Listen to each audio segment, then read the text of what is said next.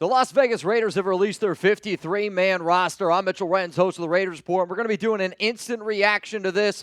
But you know what? Today's the day that I know a lot of people lose their job, but there's a lot of other people that get to live their dreams. And I'm excited what Antonio, Pierce, and Tom Telesco did because they had a lot of tough decisions to make. But now it's time for Raiders football. And if you're ready for the regular season to start, I want you to click that like button right now. So what we're going to do is we're going to roll through all the depth charts, show you where they were at today, talk about the players that were kept, talk about the players that were cut. There were some injury designations as well. Let's first look at the quarterbacks. And, you know, I talked about Carter Bradley and Nathan Peterman not making this roster, and I think by the Raiders telling you that they're going to keep two QBs, I would say be on the lookout for the silver and black to potentially add another quarterback, maybe in the waiver wire, maybe looking at a QB sometime this offseason, because I know that some people are telling me, oh, Mitch, Jakobi Meyers used to play quarterback. That's not going to be the case here. Raiders keep two QBs, Gardner and Aidan. The numbers that you're going to see next to these players is me counting it out, how many players that we end up keeping. Let's now go to the running back room. I've been saying all offseason that I am forecasting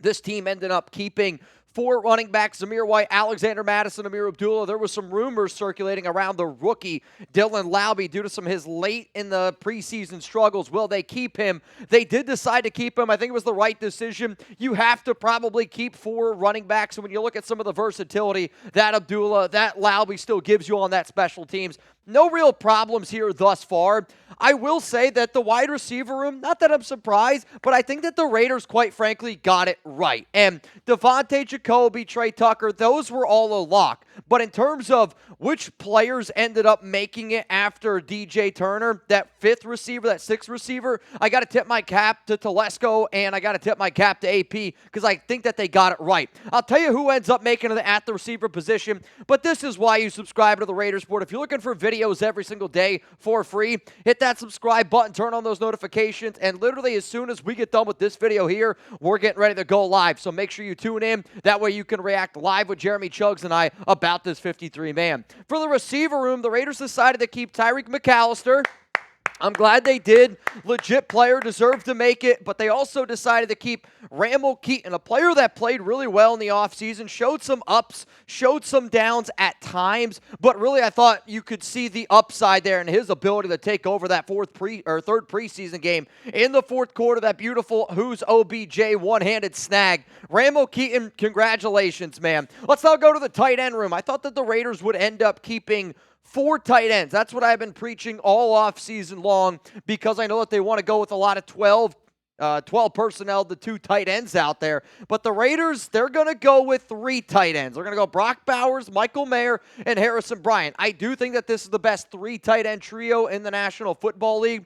Bowers can obviously do a lot. Mayer's a really, really good tight end number 2. And then Harrison Bryant, you can't sleep on him either. Now it's time to go to the offensive line position, and didn't necessarily know how this one was going to shake out. I knew that the Raiders were confident in 8 players based off reports that I talked about last week, and I know that they were looking for that extra 9th offensive lineman. The Raiders did exactly what I thought that they were going to do with the offensive line, and Colton Miller, just so you know, is technically 16, but no big deal. You guys will be able to see what I'm talking about.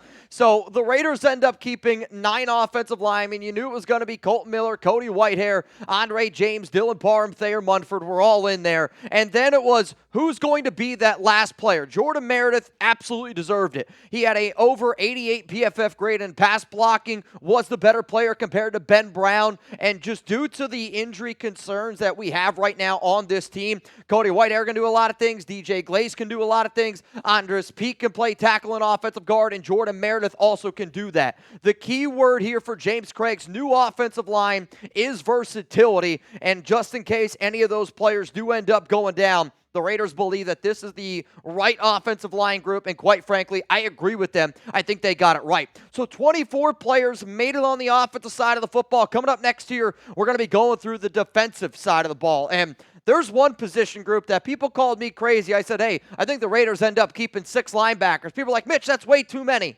Well, guess what? 6?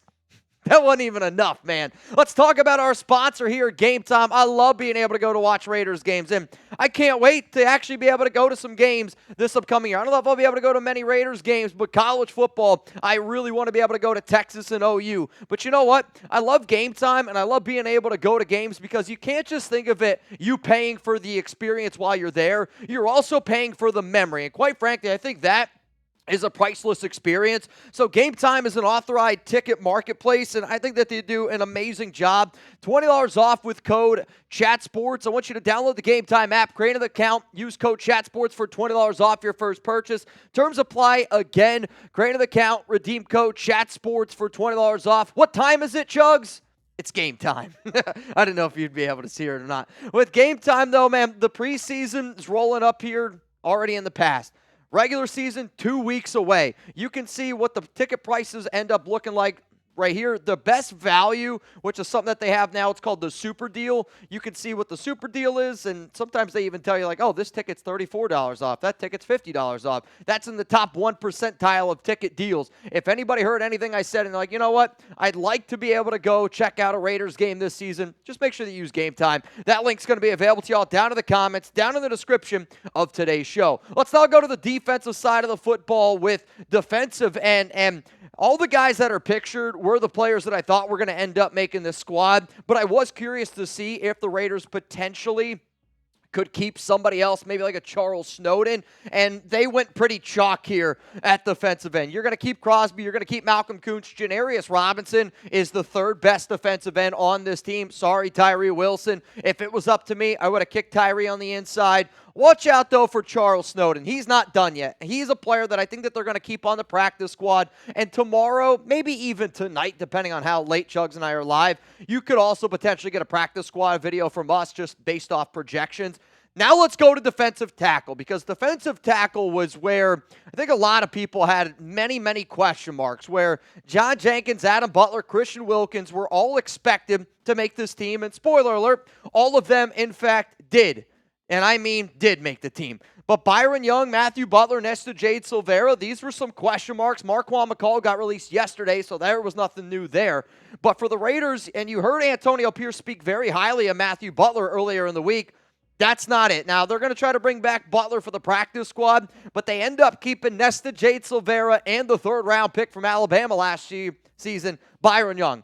I'm surprised that they kept Byron, I'm not going to lie, and I almost wonder if it's just because he was a third-round pick, but Matthew Butler, in my opinion, outplayed Byron Young in the preseason, and I don't think many people would disagree with that. Let's go to the linebacker unit now, and this was, I know AP's a former linebacker, and I know that people called me crazy when I said that the Raiders could potentially keep 6, but the one thing that we have to remember, and this has been something that I've mentioned time and time again here, the Raiders want to have extra linebackers for the new kickoff return rule for their new special teams unit, and that's exactly what they did. But I thought that they'd keep 6. Guess what? They kept 7. I'm going to tell you who those 7 are, but first, if you want to party with Jeremy Chugs and I, Week 1, Raiders-Chargers, man, it's right around the corner. Go to chatsports.com/week1. OC, are you pulling up, man? I'd love to see you there. I'd love to see a bunch of the nation there. It's going to be 100% free to go to. You, your family, it's a family-friendly event. There's going to be awesome appetizer deals on top of that, some good food, some good drinks. If you enjoy hanging out with Jeremy Chugs and I during our watch parties, you're going to have a great, great time here in action. We're going to be able to bring people up on the show. It's chatsports.com/week1 if you want to attend this event. chatsports.com/week1. Here we go. Linebackers. They kept 7 of them. Robert Spillane, Divine Diablo, Luke Masterson, the rookie Tommy Eichenberg. In fact, every single one of the Raiders rookies made the roster, which I don't think is all that surprising. Amari Burney, Amari Gaynor, really, really happy for that young man right there. And then Kenai Mauga. Kenai Mauga continues to find a spot on the roster. I will say this. As soon as the Raiders go out and they add a player, they're going to probably add, I think, 1 or 2 before the season starts. Maybe it's a waiver claim. I would say that Kenai Mauga will be the first person that will get released, and then they would probably end up putting him on the practice squad. Let's go to the defensive backs now and the cornerback room. Jack Jones, Nate Hobbs, Ja'Cory, and Bennett. All going to end up making it. DeCorian Richardson MJ Devonshire. These players were players that, again, we forecasted were going to end up making the squad. Sam Webb was released earlier. Cornell Armstrong was released earlier. What were they going to do with Brandon Facyson? Antonio Pierce talked about that he didn't love that he wasn't able to evaluate him all that much due to injuries, and they decided to keep him anyway. They wanted an extra veteran corner, and I'm a little bit disappointed that AP decided to keep Facyson over a player like a Charles Snowden, because if you're not healthy, you're not going to have a lot of availability. Now, I hope that he goes out there and he can prove that he can stay healthy, because the Raiders, outside of Nate Hobbs and Jack Jones, it does make me a little bit nervous in terms of their overall depth there at that spot. Let's now go to the safety room. Trevon Merrick, Marcus Epps, they were locks to make it. There was some concern whether or not Jaden Grant was going to be able to make this squad. Unfortunately for Jaden, he does not make this team. Chris Smith was somebody that I didn't know if they were going to be able to keep, but they do end up keeping Chris Smith. Now, some of y'all are going to be like, well, wait a minute, Mitch. I thought you said Tre Taylor made the team. Tre Taylor did make the team. So remember, the NFL, you're allowed to have 2 players on that short-term IR. The Raiders are only going to use 1 spot there, and it's going to be on the rookie, Tre Taylor. He's going to be able to return to action week 5. So when Taylor returns week 5, one of the players that are already on that 53, they're going to get released, maybe potentially go to the practice squad. Tre Taylor is on the roster. He's just on short-term IR, and he can return week 5. Then, to round out this bad boy, special teams, Daniel Carlson, A.J. Cole, Jacob Bobenmoyer. That is your Las Vegas Raiders' initial 53-man roster, and I think it's always important to note, just because it's the initial does not mean that it's the final. Quite frankly, I think this roster is going to shake up very much so over the next few weeks leading up to the Raiders-Chargers game. But I got to know, man, give me a name.